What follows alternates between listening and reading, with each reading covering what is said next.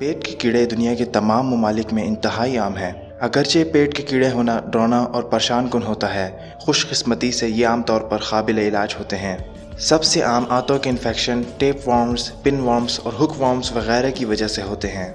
इस इन्फेक्शन की वजह ज़्यादातर कंटामिनेटेड खाना खाना, पानी पीना, कंटामिनेटेड मिट्टी में नंगे पाँव चलना, कमज़ोर मुदाफ़ती निज़ाम होना, बाहर मुल्क सफ़र करना या बाहर का खाना खाना, ये सब पैरासाइट्स का सबब बन सकते हैं। चूँकि पैरासाइट्स मुख्तलिफ़ शक्लों में आते हैं, ये जिस्म में कई ख़राबियाँ पैदा कर सकते हैं। कुछ आपके जिस्म में रहकर आपके न्यूट्रिएंट्स खाते हैं, जिससे आपको खाना नहीं लगता और आप ग़िज़ाइयत की कमी का शिकार हो जाते हैं।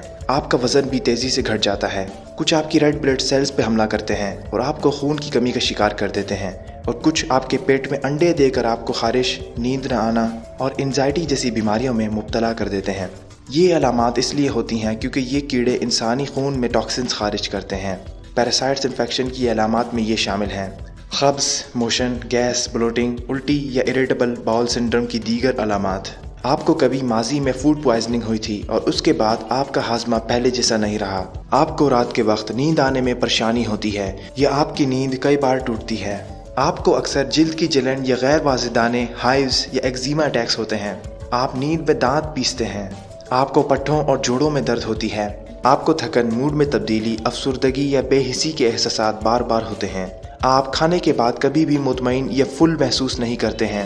अगर आपको शक है कि आपको पेट के कीड़े हैं तो आप हॉस्पिटल में स्टूल टेस्ट करवा सकते हैं। ये इलाज पैरासाइट से कुदरती तरीके से निजात पाने के लिए है। सिंपल कार्बोहाइड्रेट्स से परहेज़ करें, यानी फल, दूध और दूध की मसनूआत, रिफाइंड शुगर्स जैसे टेबल शुगर, सॉफ्ट ड्रिंक्स वगैरह, क्योंकि ये सब कीड़ों की फीड है।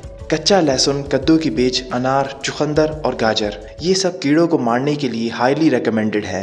कीड़ों को अपने सिस्टम से फ्लश करने के लिए रोज़ाना बहुत सारा पानी पिएं। ज़्यादा फाइबर वाली ग़िज़ाएँ खाएं, जैसे हरी सब्जियां, विटामिन सी और जिंक पर मुश्तमिल ग़िज़ाएँ खाएं। ये दोनों मुदाफ़ती निज़ाम को मजबूत बनाते हैं, जो बदले में कीड़ों के इन्फेक्शंस को रोकता है। या आप दवाएं आजमा सकते हैं, जैसे कि अल्बेंडाज़ोल।